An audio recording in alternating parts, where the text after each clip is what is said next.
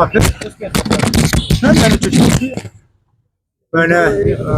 तमाम वो पार्टियां जिनकी एक अच्छी खासी तादाद है ऑनरेबल एमपीज़ की पार्लियामेंट में, उन्हें एक चिट्ठी लिखी है और उनसे गुजारिश की है कि जम्मू कश्मीर के साथ जो स्टेटहुड का वादा किया गया है उस वादे पे वो हमारी मदद करें और पार्लियामेंट में इस चीज़ को ज़ोरों शोर से उठाएं ताकि इसी सेशन में बिल आए और जम्मू कश्मीर जो है उसको दोबारा रियासत का दर्जा मिले। ये किसी एक फ़र्द की बात नहीं है, ये किसी एक पार्टी की बात नहीं है, ये हुकूमत की बात नहीं है, ये जम्मू कश्मीर के लोगों के साथ एक वादा किया गया है। ये वादा अवामी जलसों में हुआ है, ये वादा सुप्रीम कोर्ट के सामने हुआ है, ये वादा पार्लियामेंट में हुआ है।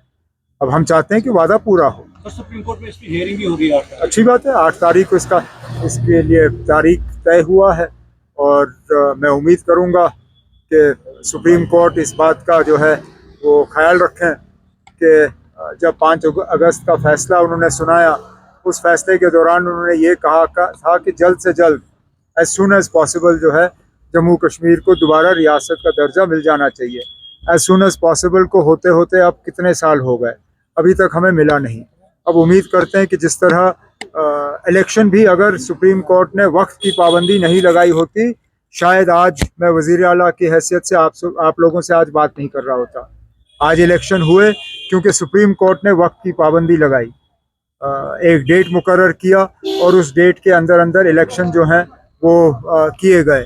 हम चाहते हैं कि स्टेटहुड के लिए भी अब बहुत टाइम हो गया है।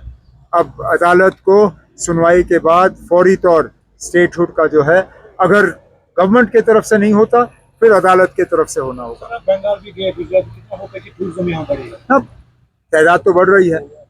जो 22 अप्रैल के हमले के बाद हालात थे वो हालात है नहीं। यात्रा भी ठीक रही।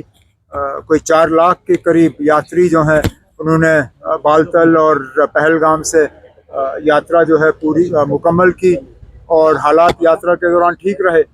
अब हम उम्मीद करते हैं कि मुल्क के मुख्तलिफ कोनों से टूरिस्ट जो हैं वो दोबारा आना शुरू करेंगे और जम्मू कश्मीर में लोगों की मेहमान नवाजी का फ़ायदा लेंगे। उत्तराखंड में आपने जिक्र कश्मीर भी ऐसे ही पहाड़ी इलाका है, ये तो खतरा है। आपने पिछले दिनों देखा रामबन में क्या हुआ।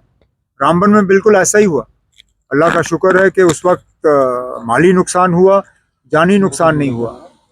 लेकिन जिस तरह मौसम के हालात बदल रहे हैं, जिस तरह हम जंगलों को हम साफ़ कर रहे हैं, जिस तरह हम पहाड़ों को काट रहे हैं, मुझे लगता है कि हमें भी इस तरह का ख़तरा है और इसका हमें ख्याल ज़रूर रखना होगा। उत्तराखंड में जो हुआ हमें बहुत अफसोस है और हम उत्तराखंड के लोग और उत्तराखंड की हुकूमत के साथ पूरी तरह से खड़े हैं और अपनी हमदर्दी का इजहार करते हैं। ठीक है।